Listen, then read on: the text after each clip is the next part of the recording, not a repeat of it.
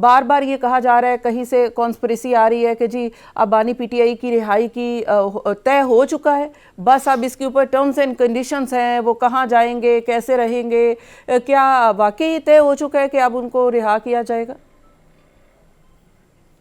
देखिए, ये स्पेकुलेटिव है ना, ये तो लंगर गप होती है ना कि हर किसी ने अपना वीलाग को थोड़ा करने के लिए वो कड़ाकेदार किस्म की हेडलाइन लगाता है, निकलने वाले हैं या उनको सजा होने वाली है।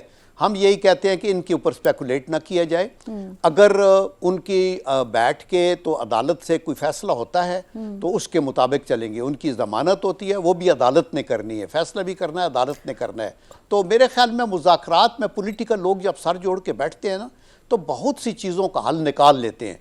अच्छा जनरल साहब, जैसे कि चार्टर ऑफ डिमांड की आप बात कर रहे हैं कि वो जब आएंगी तो देखेंगे, चार्टर ऑफ डिमांड में तो वैसे ओपन ही है और इससे पहले बानी पीटीआई भी कह चुके हैं कि चार्टर ऑफ डिमांड में एक तो ये है कि अंडर ट्रायल जो उनके मुजरिम है उनको रिहा किया जाए, इंक्लूडिंग हिम, क्या उनकी रिहाई मुमकिन है। दूसरा जुडिशल कमीशन है। इससे पहले जाहिर है कि जब मुज़ाकरात शुरू किए हैं पहली नशिस्त के वक्त से ही हुकूमत ने खुद से कुछ ना कुछ अपना माइंड मेकअप किया होगा कि ये वाले मुज़ाकरात माने जा सकते हैं। आपको क्या लगता है कि अंडर ट्रायल मुजरिमों की रिहाई मुमकिन है और जुडिशल कमीशन बनाने के ऊपर हुकूमत इत्तफाक कर सकती है? देखिए, जो अंडर ट्रायल मुलज़म हैं, अगर उनके ख़िलाफ़ कोई एविडेंस नहीं है या वीक एविडेंस है तो उसके ऊपर आई एम श्योर हुकूमत कैन रिकन्सिडर के जी हम इसको परसू नहीं करते। देखिए, किसी को छुड़ाने की मसला वो अदालतों के थ्रू ही होगा।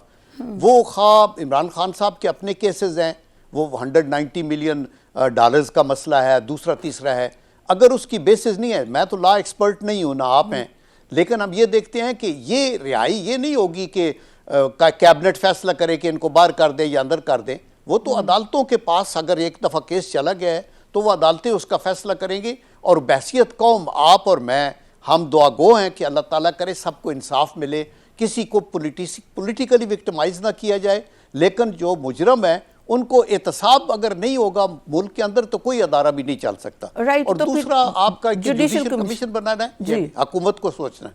जी, जुडिशल कमीशन का मैं ये कह रहा हूँ कि ये हुकूमत ही इसको कंसिडर कर सकती है ना। मेरी अपनी पर्सनल राय तो ये है कि जुडिशल कमीशन बनता है to establish who is at fault and who is not. उसके बाद बेस्ड ऑन दैट कोर्ट्स में केसेस जाते हैं। तो ये तो केसेस ऑलरेडी कोर्ट्स में चले गए हैं, अदालतों के अंदर हैं, जो ज़्यादा जुडिशल कमीशन से ज़्यादा पोटेंट फॉर्मल, और वही फैसला भी कर सकते हैं। और अदालतों के भी टीयर्स हैं, एक अदालत है, आगे ये मिलिट्री कोर्ट्स का है, इसके बाद हाई कोर्ट है, इसके बाद सुप्रीम कोर्ट है। तो मेरे ख्याल है इस छननी से छन के निकलेगा तो अल्लाह के करम से इंसाफ होगा, और इंसाफ ही होना चाहिए। आर्म फोर्सेस की DGHPR ने जो कुछ कह दिया वो हरफ आखिर नहीं है। किसी को अगर पनिश करना है या कुछ करना है तो ये अदालतों के अंदर बाद में फैसला होगा, जिसका हर सिटीजन को राइट है। जी। मेरे से ज्यादा आप ज्यादा समझते हैं पाक फौज को, और अगर पाक फौज कुछ कह रही है तो एक तो वो हरफ आखिर ही है, क्योंकि जाहिर है कि उन्होंने अगर कुछ किसी किस्म की कोई प्रेस कॉन्फ्रेंस करनी है या उन्होंने अपना कोई स्टेटमेंट देना है तो वो ऑथेंटिसिटी के साथ देंगे, साथ उनके पास प्रूफ भी होंगे। तो अब वो मंसूबा साजों की तरफ जा रहे हैं, और अगर मंसूबा साजों की तरफ जाया जाता है तो मुज़ाकरात की आप कामयाबी कितनी मुमकिन है, कि कितनी हो सकती है मुज़ाकरात? देखिए, मुज़ाकरात तो इट विल डिपेंड के जो डिमांड्स हैं वो क्या है अपोजिशन की, और उसको हुकूमत कैसे लेती है। हम ये एक्सपेक्ट करते हैं फ्रॉम ये एक्स सर्विसमैन सोसाइटी के बिहाफ पे भी, चूँकि मैं उनका प्रेसिडेंट हूँ, एक नॉर्मल एक पाकिस्तानी के हिसाब से भी, कि आई थिंक कि जस्टिस मस्ट प्रिवेल। अगर तो कोई कल्प्रिट है, इन्वॉल्व है, तो कोर्ट ऑफ लॉ के अंदर दलाइल के साथ केस अगर साबित होगा तो पनिशमेंट्स होनी चाहिए, और अगर नहीं होता तो उसके ऊपर फिर उनको रिलीफ मिलती है। तो आई कैन अश्योर यू कि डायलॉग ही हल है। खा टेंशन भी ज़्यादा होगी तो उसको डिफ्यूज़ करने का हल डायलॉग के अंदर ही है।